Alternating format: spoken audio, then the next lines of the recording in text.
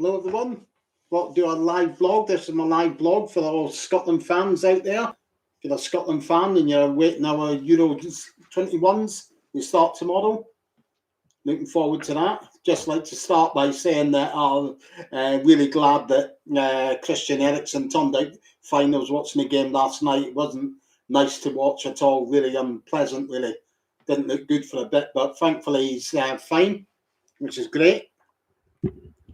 But now it's on to Scotland tomorrow. I've been waiting, 23 years for this getting back to our major tournament. Long time waiting. I mean, I've been a Scotland fan all my life, basically. Couldn't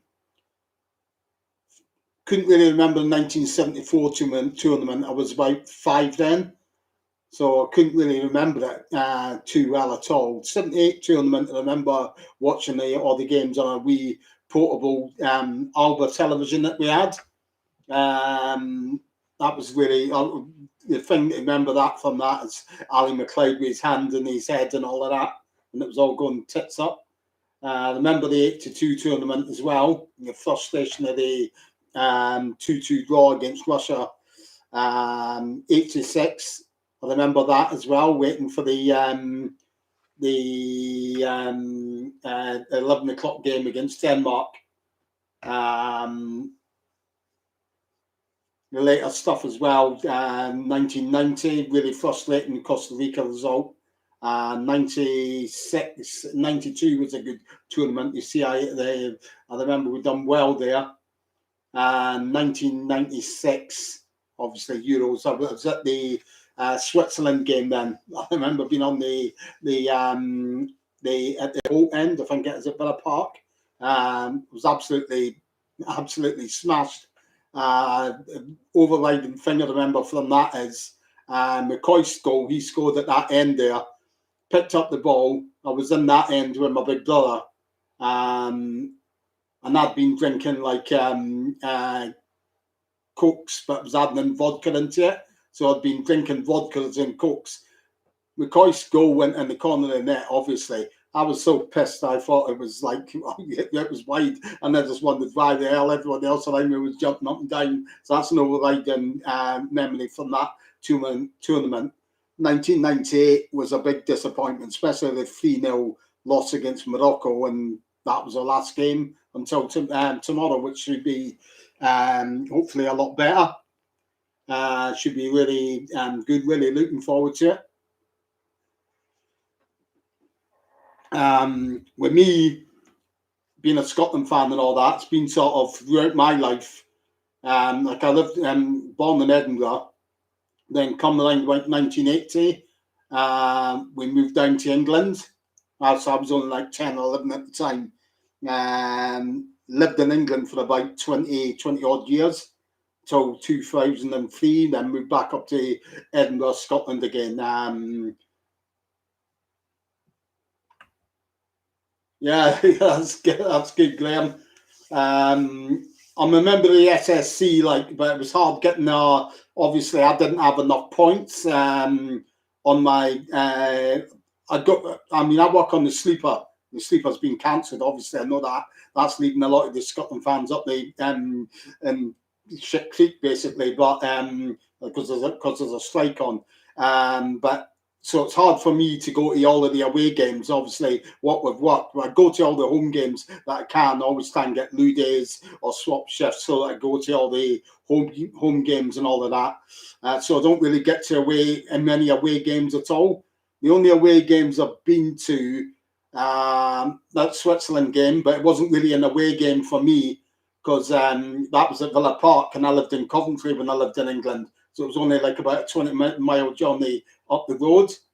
But I went to the Wales game about, I think that might have been when George Burley was in charge and we got thrashed 4-0. Went to that game. Was at the Nigeria game at Fulham when we won. I think we won. I think that was that when Chris Martin scored. Also, I was at the Germany away game. That was a great atmosphere. I managed to get tickets for that via GoGo I went with my brother and my nephew. We were in the German end. Really, that was really good. Anya scored that night where we went 1-0 up. But that's really all the away games I've been to. But I go to all the home games, obviously, providing I've got the time off work and all of that. So I have been to all of the most of the home games. As I said, there's not many home games at all in about the last 10 years or something like that I've really missed at all. Especially since I've become a member of the supporters club. So obviously living down in England all those years, you have to be up with a lot of torment. I remember when I first moved down there, I was only like about 10. At first, when you go to school, you're seen as a wee novelty factor because it's so somebody's different. He speaks with a funny accent, so there's that. But then you have to put up with all the stick, especially like maybe late mid 1980s when England started qualifying more regularly and started going further than Scotland. That's when you really had to really take stick. Remember one time which was really funny because I used to be a season ticket holder at Coventry City. I went down there. I remember it was one year. It was a rugby was on. I think it was one year that Scotland were playing England, and my mates brought around a wooden spoon because I think it was the last game. England needed it to win the Grand Slam, and if Scotland lost, they would get the wooden spoon. But as it turned out, Scotland beat them, so I had great pleasure snapping the ladle in front of them and all of that, which is really good fun. But obviously, from sort of like obviously, I moved back up here just as maybe it was about 5 years after we had qualified for the last tournament.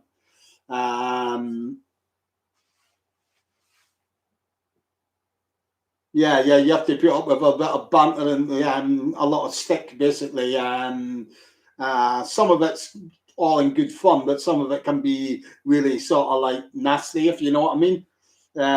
Just depends who it is you mix with, basically. But it's hard to sort of like, it's hard when you, especially more so for you because in recent years we've not been qualifying, and you've got like I remember I think it was the 2002 World Cup in South Korea. And that's when it really hits you when you're not there and you've got all the England fans going around with flags hanging out of their attached to their car aerials and stuff like that, and hanging out of windows and all of that, and the flags. That was 2002, but obviously I'm away from all that much more now, being back up in Scotland. You see what I mean, back up in Edinburgh.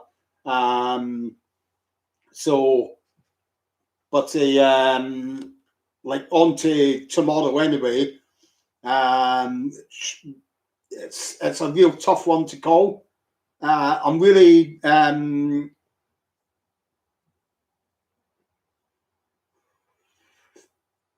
oh yeah, that was good. Yeah. But on to like thinking about turning the attentions onto tomorrow now. It was really it's really a tough one to call. We've shown we can get results against them. Obviously, you want to count out the Nations League one when we won over there 2-1 because that was against their like B team. And then I was just looking at the other game when we beat them 1-0 at Hampden. But the stats get really lousy leading to us because I think if you're honest about it, Czech Republic should have got something like that game. They were all over us, but if you look, I think if I remember rightly, the team that we had out wasn't our strongest team, so that's another good side to it. I think the danger we'll have tomorrow from the Czechs is set pieces. That's their strength. They've got a lot of height in the air, basically. That's where I think they might start with in defence. You'll maybe start with Declan Gallagher and maybe Grant Hanley. Wouldn't be my choice, but that's who I think he'll go for anyway. I'm pretty chilled about the side that we go with, really, because I mean we've got lots of options there. So it's I'm pretty chilled about who he goes with anyway. I mean, I would sooner see Gilmore starting in midfield than McGregor, because McGregor's he's not attacking enough, if you know what I mean. He doesn't give us that little bit of flair that I think would really help us in midfield. He's all right with these side passes and back passes and all of that. But yeah, I would start with Cooper as well. The defence that started, Graham, against Holland would be the defence that I'd start with, and that's it there. I would start with Cooper, Hendry, and Tierney as my back three, without a doubt. But I don't think that'll be the side. I've got a sneaky feeling they'll go for Gallagher and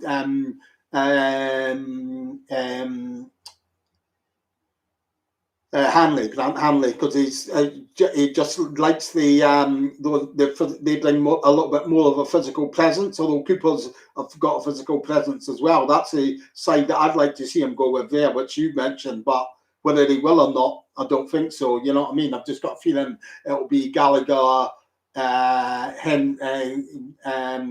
and Tierney. But I think.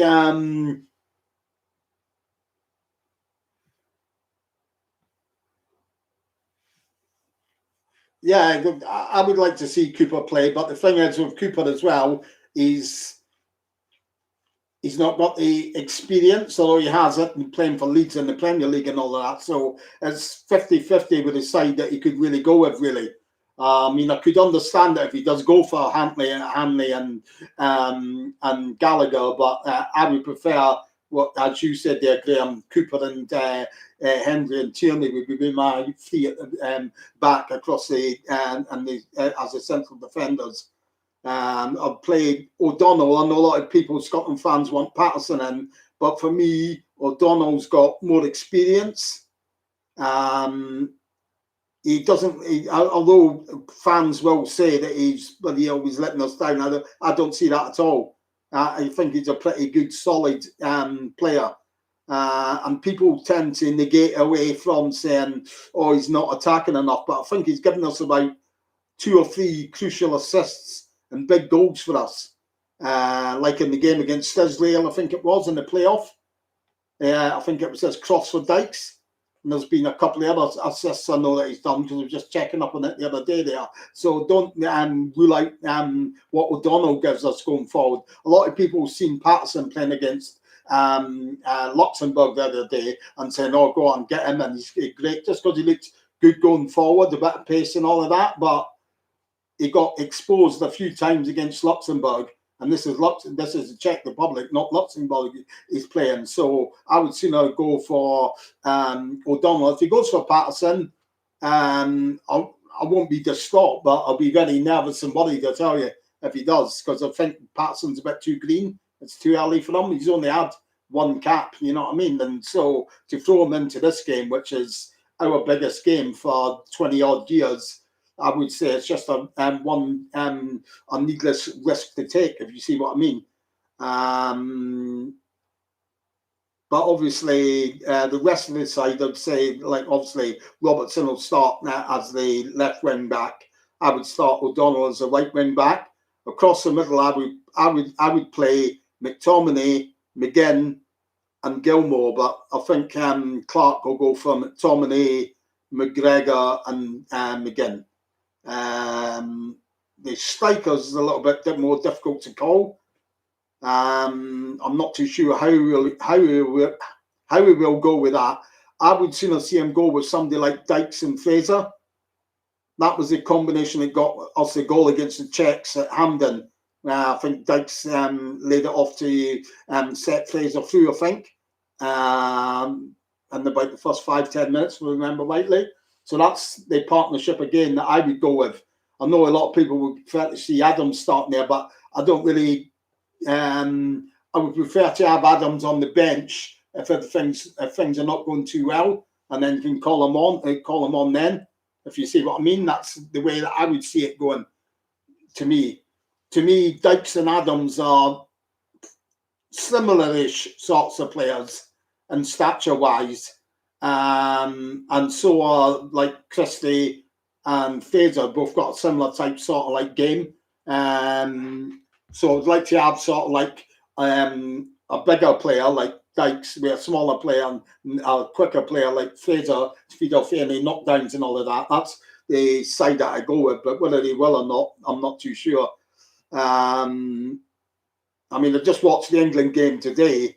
England deserved to win. There's no two ways about that. They were much better side in terms of attack. It was an odd game, but I don't think in terms of looking forward to our game against Croatia, I don't think there was a lot there to petrify us about Croatia. They looked really, like Shearer said in the post-match, they looked toothless in attack. But could be a totally different setup that they play against us, if you see what I mean. So it's a tough one to call, really. I've got more hope of getting something against Croatia after watching them play today, though, than what I maybe would have done pre-match, if you see what I mean, of that game today. They just look really slow. Whether they set out, a part of me thinks they set out cagily for a draw. And normally that can go against you, especially when you go behind, because you've got to try and find another gear. But it was hot today, so I don't think they could really do that. But they just didn't really look like they had a threat up front, if you see what I mean. And so that gives me more hope for the game against Croatia next week. I do like the side that Clark brings as a manager. He's very well grounded when he's having his press conference, whether Scotland have won or whether they've lost. That's the same sort of reaction that you get.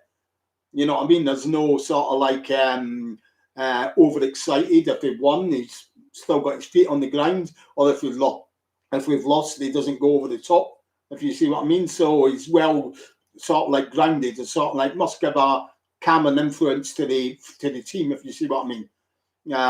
So that's a side that I do like to Clark, and hopefully it'll be beneficial for us tomorrow. But the thing that I hope that Scotland have got begin to do a little bit better, which has cost us a few goals in recent times, and something that we have definitely got to do is we can't set off teams when they've got the ball halfway inside our half. The amount of goals that we've conceded when we've sat off and we've backed off when our team's running at us and let them get a shot away, and it's cost us a goal. It's unbelievable. It happened against Israel in our recent World Cup qualifier. It's happened lots of other times as well. I think it happened against Austria. We conceded goals like that. As soon as a player starts getting the ball and starts running towards us, nobody goes to him and closes them down. We stand off and it allows them time to get shot away. That will cost us fear at this level unless we cut that out for the start. So hopefully they'll be able to do that tomorrow. I don't think with the Czechs, I think where we might be able to get at the Czechs as well tomorrow. I think we might be able to get at them with our pace. I think they're a bit like the Croats. I don't think they've got a lot of pace to them. So that's an area we might be able to get at them as well. It's tough to say in terms of how we would go with the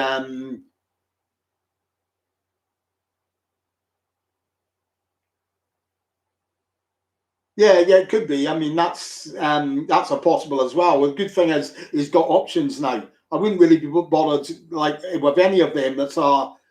I mean, there's a discussion on the Tartan Army message boards, which I'm a member on there about the comparing this our last time we qualified squad with this squad and all of that. And there was a bit of a debate about we had much better strikers then, but I would say that we've got a better team of strikers than we did then. Back then, if we had one or two of our top strikers out, it was a big drop in quality. Whereas now, if Dykes and Christie, for example, were out tomorrow, then you wouldn't really notice a drop off with Adams and Fraser playing. So I think we've got a much better team. There's much more depth and quality for strikers now, which is all right. Yeah. That's what I would say. I posted up that message anyway on there. Basically, to me, we've got a much better team of strikers than we did back then. If you look at the strikers that we had back then, if you had like the likes of McCoy strike, it was like, oh Jesus Christ, who we're going to play now. You had Gallagher and all of that. Yeah, he was a Premiership player at the time as well. But beyond that, you had the likes of Darren Jackson. You know, I'm sorry, he wouldn't get into this squad now. I would say if he was still playing now with these strikers that have got, all of them have shown that they can score at international level. I mean, you look at Dykes, he's all right, he's maybe not scored for a bit, but he's had a few assists. He scored a couple of goals for us already. Adams, he's only played 4 games, he's already got 2 goals for us. Fraser, he's got 4 goals for us. Christie's got 4 goals for us as well. So they've all shown that they can chip in with goals. And of course, mind you, our biggest goal threat probably comes from John McGinn from midfield, because he's got like 10 goals for us. So there are we have got the danger in there as well from midfield. That's where I don't think McGregor comes in to play so much, because he doesn't have that goal scoring threat. I've never really seen him anywhere around to even look at having a shot. He's the sort that sort of gets the ball in midfield if he's just inside our half, and the ball will go back instead of forward, or it'll go lateral. He's not very good for the forward passes. So I think that's why I would sooner go with Gilmore. But again, is it too soon for him? I mean, would it really damage him if you put him in and he didn't, and we didn't get the result? You know what I mean? Would it really harm him? But I would prefer to see Gilmore start tomorrow myself.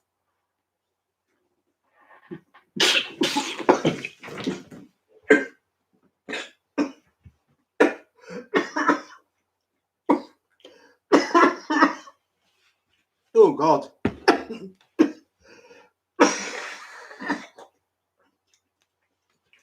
Oh, sorry about that. But tea went down the wrong way. Oh God.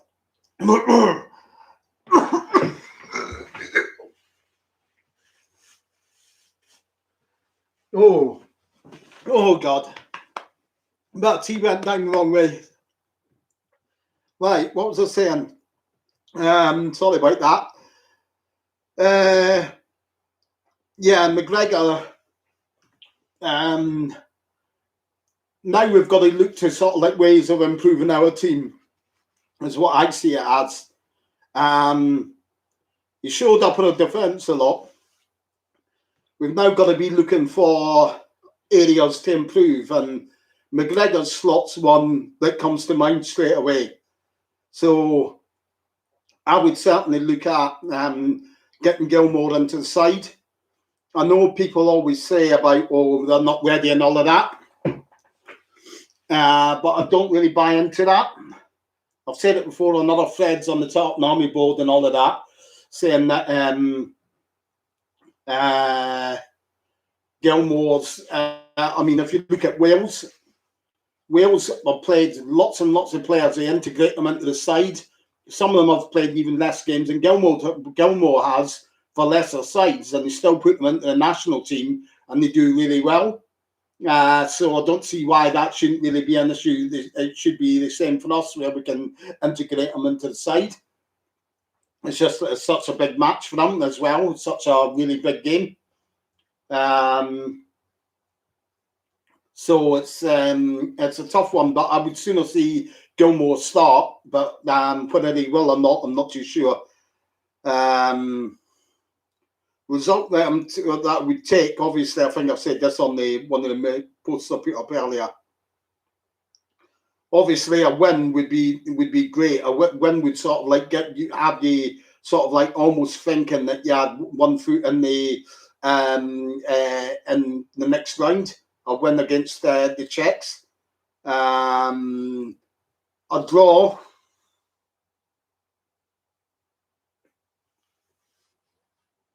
Yeah, one way of looking at it. That's why I would prefer to see Gilmore there. He just looks like he could make more happen for us, or even make a chance for himself, like he did against a couple of them against Luxembourg. Obviously, Luxembourg are a totally different standard, the opposition from the Czech Republic, but still the point remains. You know what I mean? It's still, the thing is, when he got that knock and he had to go off, when he got really assaulted by the Luxembourg player and he got taken off. It got me thinking, as all right, that's quite good, really. I mean, because he obviously he wasn't concussed, which you would think that's why they maybe took him off, because he was sitting up in the stand for the rest of the game. So obviously Clark wanted to protect him. For what reason, no, unless he was thinking more along the lines of, you know what I mean, as a starter for this game already, if you see what I mean. So there's that to think about as well, really. But it would be a big call to leave out McGregor, who's been a sort of like a stalwart of the side right up until this point, if you see what I mean.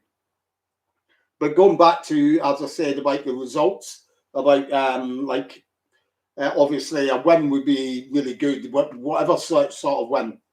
I mean, even in the win that was along the same lines as England, a little bit sort of like not spectacular, but a win's a win, basically. That's the way to start a tournament off.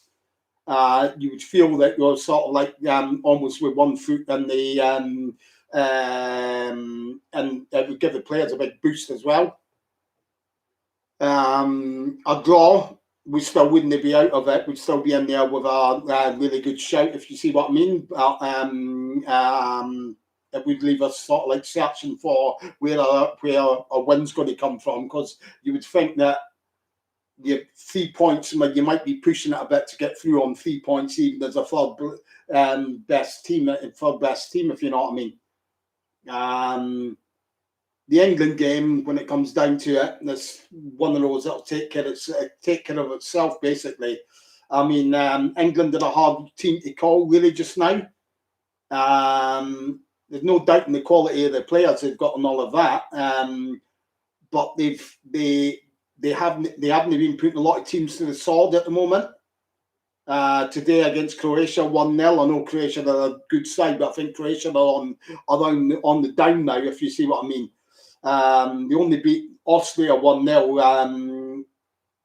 I know you say it only, but we drew 2-2 with Austria, and I felt disappointed when we didn't beat them in the World Cup qualifier. In all honesty, at the end of the day, I felt it was a chance of our 3 points there that we missed. Crucial for 3 points as well. That would have been.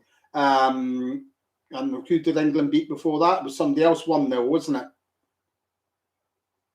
So they're not exactly firing on all cylinders, if you see what I mean. So it's not a team that we should be absolutely petrified about playing, if you get my gist. That's what I'm trying to say there. A lot of it will depend on how our players take to playing in our massive tournament for the first time as well against England, obviously. But I mean, every team's there to be beaten, basically.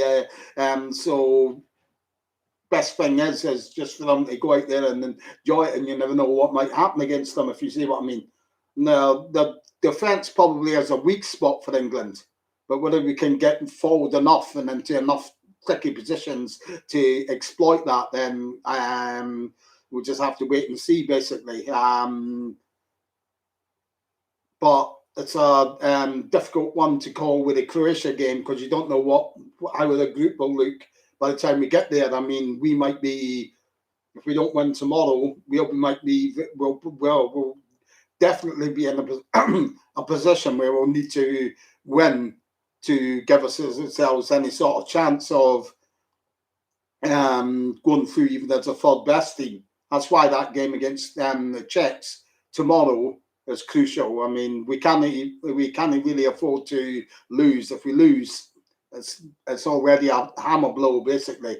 But even a draw and a win against Croatia, say, for example, then we're in with a really good chance of going through on 4 points. That's even allowing for us getting beaten against England at Wembley. So it's tough one to call. It's a tough group, but I prefer it that way because we tend to do better against the better teams. We don't seem to. We'll be the underdogs, so we don't seem to have so much pressure on us. So that might work in our favour as well. I mean, I know as well, another thing that we can cling to as well, we've got a really good record against Croatia. Is it Croatia we haven't lost a game against?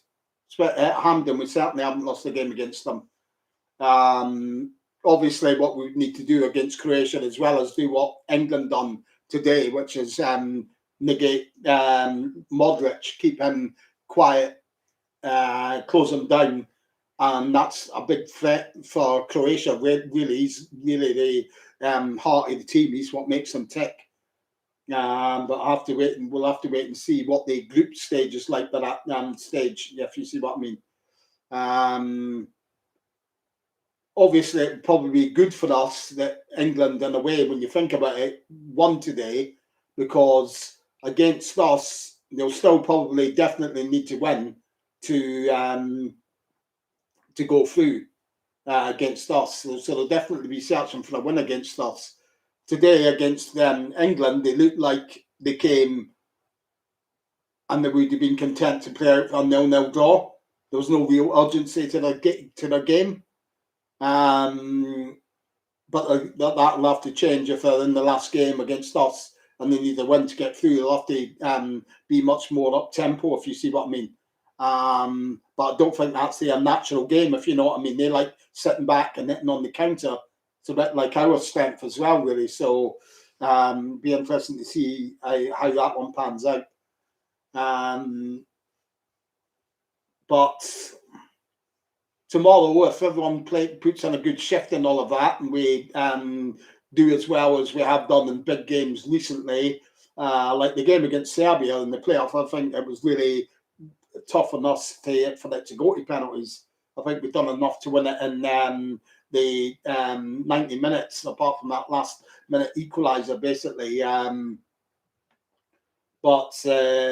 So we can mix it with the best teams, especially now since Clarkson's got his feet under the table. He's got us organised, knows what system they want to play, and the players look like they understand the system. Just a few things, as I said earlier, I would like to see them improve on. And that is when attacking teams are coming at us, or they pick up the ball outside the area. Well, whoever it is, falling back midfield or defenders are going to get out to close those sorts of players down, because that's where we can see a lot of goals from. It's happened, I remember, against Israel, like I said earlier, and against Austria, it happened against us as well. We can't afford to do that against these sorts of teams. Otherwise, we will be punished for it. But definitely as well tomorrow, and well, throughout the 3 games, I think our big threats will be down the left side with the pace of Robertson and Tierney. They'll definitely be the ones that we want to have get into the game as much as we can, because they're capable of causing problems for any side, really, in my opinion. So just be interesting to see if we can manage that. But then you're watching now, if you've got any thoughts on it and how you think it will go tomorrow, and post them up here. I reckon it'll be close. I don't think there'll be a lot of goals in it. If we manage to get a win, it'll be a 1-0, I think. I'd love it to be 2-0, because that would be setting us top of the table would be really good. But I think that'd be expecting a bit too much. Don't know what anyone else thinks it's on here, but that's the way that I see it, really. It's a real tough one to go. We tend to win our games narrowly. Even against Luxembourg, it was only 1-0, even though it could have been and should have been more. That's just the way that it is with us. That's another thing that we've got to do. When we get these chances, we've got to be more attacking. And I mean, we've got to be more accurate in the shots on goal and all of that. We should have scored more than we did against Luxembourg. We carve out the odd chance against the Czechs, against England, against Croatia. They've got to be more accurate than what they were against the likes of Luxembourg, because we won't get so many chances. So we've got to be a little bit more accurate when we get these chances. We're creating them, so we just got to start putting them in the back of the net, and that will go a big way to turning narrow wins into bigger wins, basically. That's the way that I see it. I mean, I wish I hadn't watched it now. When I watched the highlights of the 1-0 game, when we won in the Nations League, when we beat them at Hampden, because it was all Czech Republic for long spells in that game. When I watched the highlights back on a YouTube video or something like that, I think they had about 18 shots and we had 6. I couldn't put up with that being the case tomorrow. But there again, like I said, when I looked at the team, then I realised obviously we'll have a full team out, which we didn't that day. I think we didn't have Robertson. We didn't have like our defence was, I think, McTominay,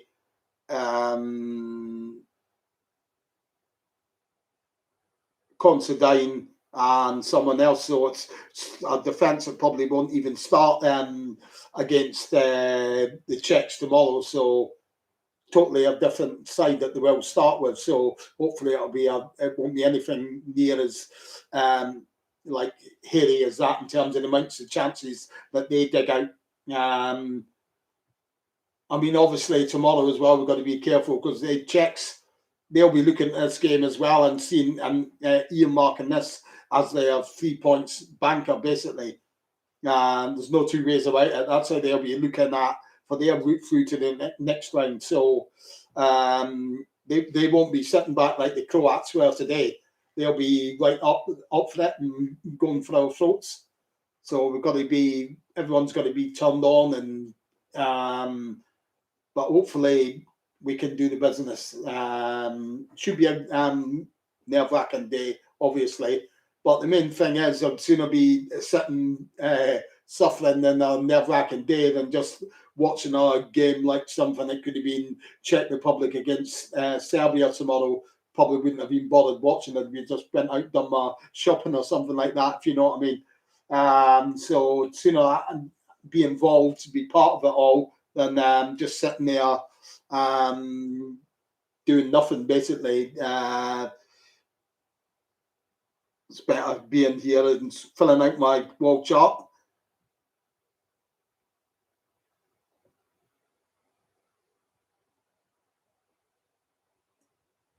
Yeah, that's true. We can't really sit back. We really need to try, and that's what I'm saying. If we press our advantages home, when we get chances, we've got to take them. That's the one criticism I would have with the Luxembourg game. Was we had so many chances and we didn't take them. We can't go fluffing chances like that against quality like Czech Republic, if you see what I mean. That's one thing we can't do.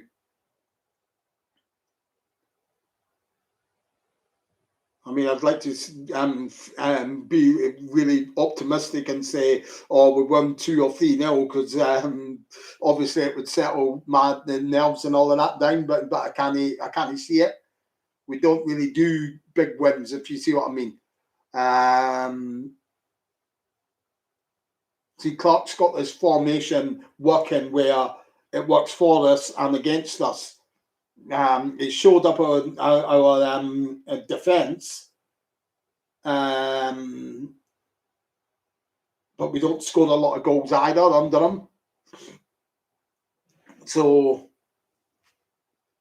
it's a tough one. That's why I would sooner see Gilmore in midfield, or even Armstrong. Armstrong was really good against the Dutch and the 2-2 draw recently, above McGregor, because I don't want to sound like I'm getting on to. I don't really see that. I don't really come across as I'm getting on to McGregor, but because because I wouldn't be sort of like distraught if he started. But the way that I see it is, he's just not productive enough, as the word that was supposed to look for. He doesn't produce enough chances, like, if you know what I mean. If you look at say Armstrong, even he's got a couple of goals in him for us. And that's what we need, the more goal threats that we can get. I mean, you look at Gilmore, I think he had a couple of shots on against Luxembourg. One of them with chances he created himself was probably a lot closer than what McGregor's currently scoring in 30 games he's played for us. So we really need to have as many threats on the pitch as possible, if you see what I mean. That's why I prefer it if we went with Gilmore, but I just doubt that Clark will. But we'll just have to wait and see, really. But it should be really interesting. I don't want to be sort of like too down on them if we get beat tomorrow or anything like that. Obviously, it'll be a big disappointment. Don't even sort of like think about that possibility. But because we would really have us backs against the wall if we lost tomorrow. You'd then be looking at where we're going to get the results to get through. We really need to get something against England and then beat Croatia, I think, would be the only way back then. Although, having said that, as I said earlier, having looked at Croatia today, Croatia didn't really look anything special.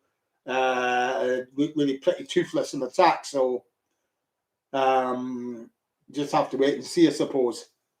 And I suppose it depends on the nature of the defeat that we get as well. I mean, if we put up a really good performance, create lots of chances, and lose to a last-minute goal or something like that, be a signal, but there'll still be a lot to be enthused about. But I don't want to even think about the thought of losing the game.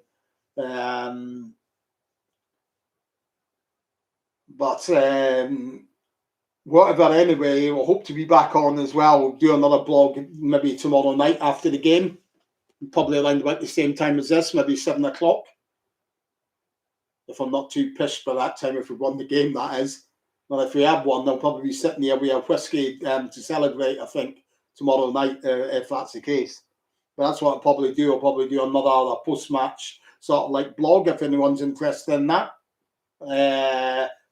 I'll probably do it around about the same time as this, about 7 o'clock, if anyone's interested. Just pop along. I'll post up I can't. I'll probably post up a link on, for those of you that are here from the Tartan Army message board, I'll post up a link on that post that I put up about a YouTube blog. I'll post up another link for when I set up this for the tomorrow night's blog. So I'll post it on there because I don't want to spam make it look like spamming the forum, if you know what I mean, with lots of YouTube blog posts. I'd rather just keep it on that same one that I've done. So, and other people that are members on my YouTube channel now, obviously you can subscribe to it by hitting the button at the bottom as well. Anyone that wants to, they can pop along. Obviously, it's like I said, I mean, I run this mainly for all the Scotland fans that are here. I don't know how many of it. I know Martin there and Thunderstorm. You know me as a big on the buses fan. That's what the YouTube channel set up was initially for. But obviously, we had this big Scotland tournament. Me being a big Scotland fan, I thought it'd be good to do a blog like this. So anybody that's a member of the channel already, they'll get a notification of when I'm on live again. So I hope you enjoyed this. I'm just going to get ready to watch the Netherlands game tonight and hopefully relax, get a good night's kip, and then it's on to the match tomorrow. So hope it's a good win for Scotland. And I hope I'm sitting here tomorrow with a whiskey in my hand, because it'll mean positive things if you see me with a whiskey sitting here. Okay, so I'll say good night for now. And come on, the Scotland. Come on, lads.